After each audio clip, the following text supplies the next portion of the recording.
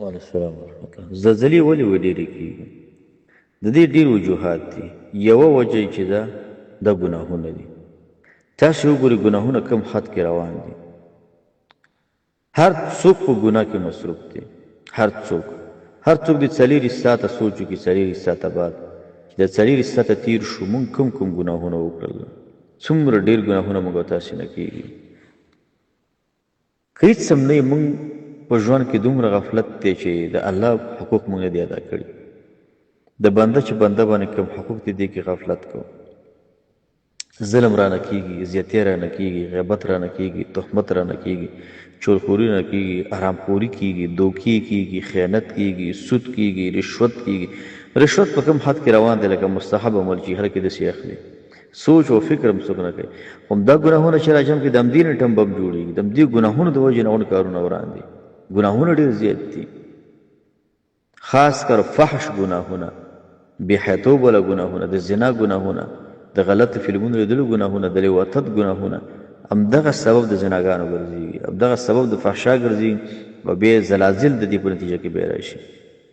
دویم وجه د ځمکې ګیس دی. د ځمکې ګیس او بخار د خبرستیان سواله کوي او د دې تایید علما کوي دې خبرې. دریمه خبره به دا د الله کامل قدرت دی.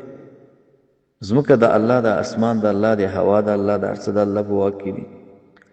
دا د الله واک دی. هغه ځمکه خوځوي که دا ځمکه خوځوي که هر څه خوځوي، دې باره کې څوک په الله تعالی باندې اعتراض نشي کولی. خو تعلق یې ګور د ګناهونو سره دی. ګناهونو سره یې تعلق ډېر زیات دی. په دې وجه تاسې ګورئ څومره مرګونه وشو دې ورځو کې. قدرمن د خپل ژوند بدل کړئ، الله له توبه وکاږئ چې څومره تېروتنې دې کړي، تیر په تیر او ير په ير. د سوچ وکړه چې ما او تا نن د مور نه پیدا شو. زړې کتابچې ټولې بندې کړه، زاړه کتابونه بند کړه، چې څه دې ویل هغه بند کړه، چې څه دې کړي دي هغه بند کړه، غلط ملګري بند کړه، غلط مجلس بند کړه. د بهر غاړې ته به تلې هلته مزه، ته هوټل کې تلې ګناه نه کېده هلته مزه وس، ټلیفون د لار نه کېدل ټلیفون لرې کړه، انټرنیټ د غلط استعمالوه، انټرنیټ مکمل مه استعمالوه چې کله ته په ځان باندې قادر د ژوند بدل کړه. دا زلزلې، دا افتونه، دا مرګونه، دا کونډې، دا یتیمان، دا خلکو د ولونو لاندې کېدل، د خاور لاندې کېدل چې زما او ستا ژوند نه بدلوي، ما او تا نه راېښې، نه کله به راېښې چې زما او ستا کله په خپله ځینې وتړل شي، چې کله په خپله مړه شو نو بیا سړی درس د چا نه وایي، عبرت د چا نه، بل به ما او تا نه درس وایي. نو د نن نه وروسته خپل ژوند بدل کړه. د منځونو بالماضي در کې یوه پابندي شروع کړه. ګاونډیانو سره بد اخلاقي و اخلاق شروع کړه. صدقه دې نه کوله، صدقه شروع کړه. خپلولي دې نه پاله، دا وپاله.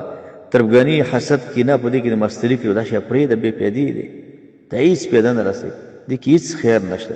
خیر د الله بندګۍ کې دی، خیر د الله د کتاب سره تعلق دی، د حج سره تعلق سره، د عمرې سره، د جهاد سره، د قرآن د تلاوت سره، د سبا د ماښام د اذکارو سره او د الله بندګي وکړه. تهجد سره د ژمي ورځ را روانې دي، پنجشنبه او دوشنبه روژې نیو، دا ټول ژمي کې عادت وګرځوه، صحت به دې ورسره ښه شي، الله به درنه راضي شي.